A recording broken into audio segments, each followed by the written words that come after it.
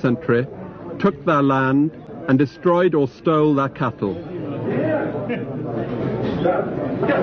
Malikhanye allowed back onto their original lands to work for the whites, and their children die in the Bantustans for lack of milk.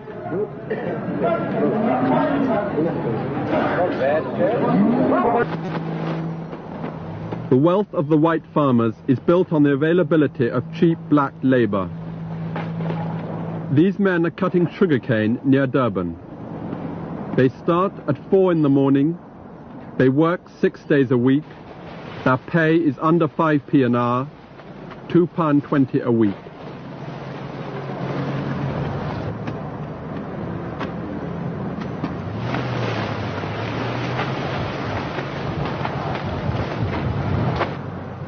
If you're born black, you start working young. This boy is 12.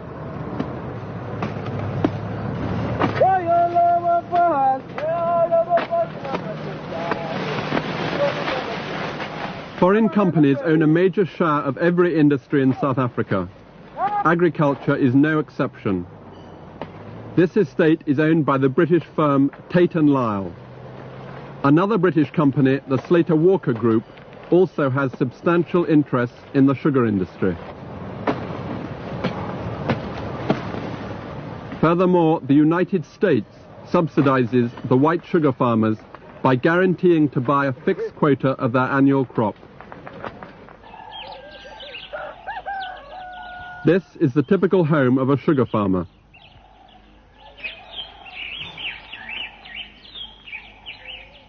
And these are the quarters of his laborers. 8 men share this room.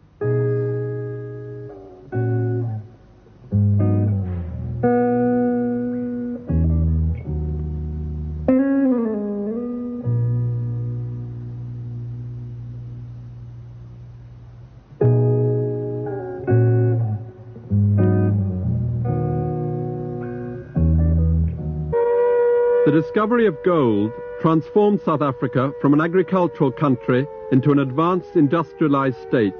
And it's the gold mines that have set the pattern for the inequality between white and black in industry.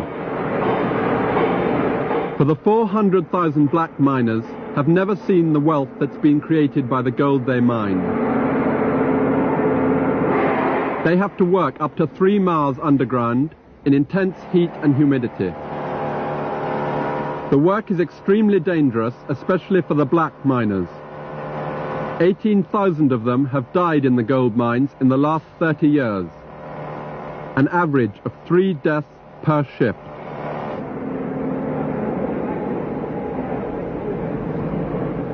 By law, miners aren't allowed to work more than 48 hours a week, but the black miners spend 60 hours every week underground.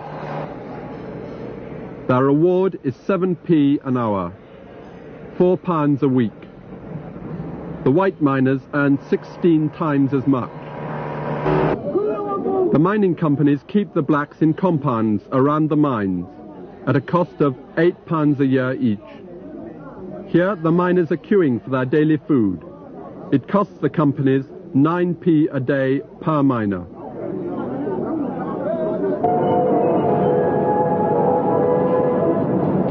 Meanwhile, white South Africa gets richer and richer.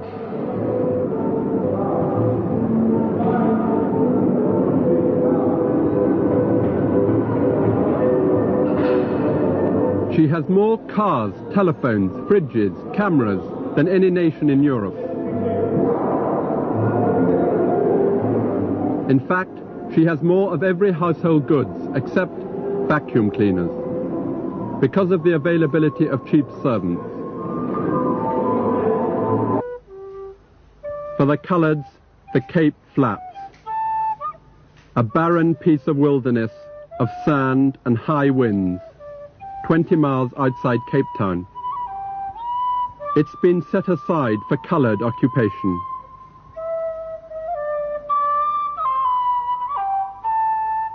Many of the coloured families thrown out of Cape Town have joined the 40,000 coloured families already without housing in the area.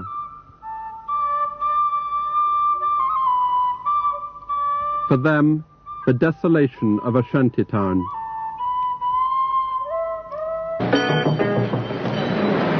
There is a rigid colour bar in all industries. No black is allowed to hold a position higher than a white. But the system of job reservation goes further and reserves all so-called skilled work for whites.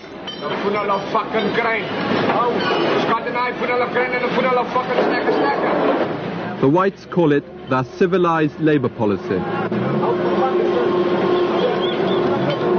Dr. Verwoerd, the last Prime Minister, was very explicit about the position of black workers. There is no place for him in the European community above the level of certain forms of labour.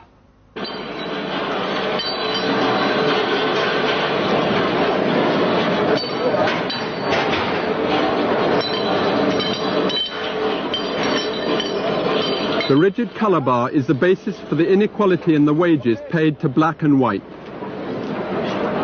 The average income for a white family of 5 is £60 a week. For a black family of 5, it's £4.50 a week. And the gap has widened over the last 10 years.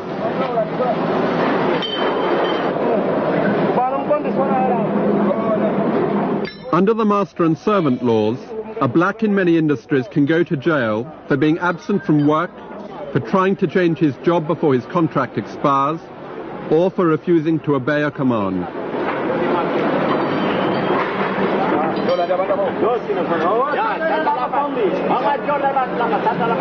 Furthermore, black trade unions aren't recognized, and nearly all strikes are illegal. In fact, black workers have no protection under the law. As Dr. Kernhoff said while Minister for Bantu Affairs, African males from the homelands have no rights whatsoever in South Africa. They are only in South Africa to sell their labour. The cheap labour system depends upon the government control of the movement of the blacks. This is exercised through the pass laws. All blacks over the age of 16 must carry a pass book stating the one area where he or she is permitted to live and the type of work he or she is permitted to do.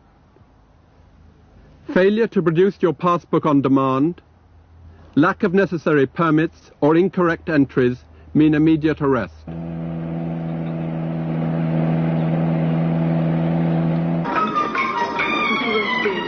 In the towns, theatres, cinemas, hotels and restaurants are for whites only.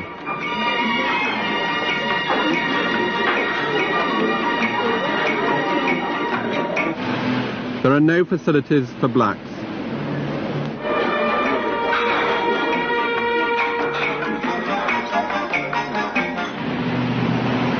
At lunchtime, the takeaway counter and the pavement are the blacks' only choice.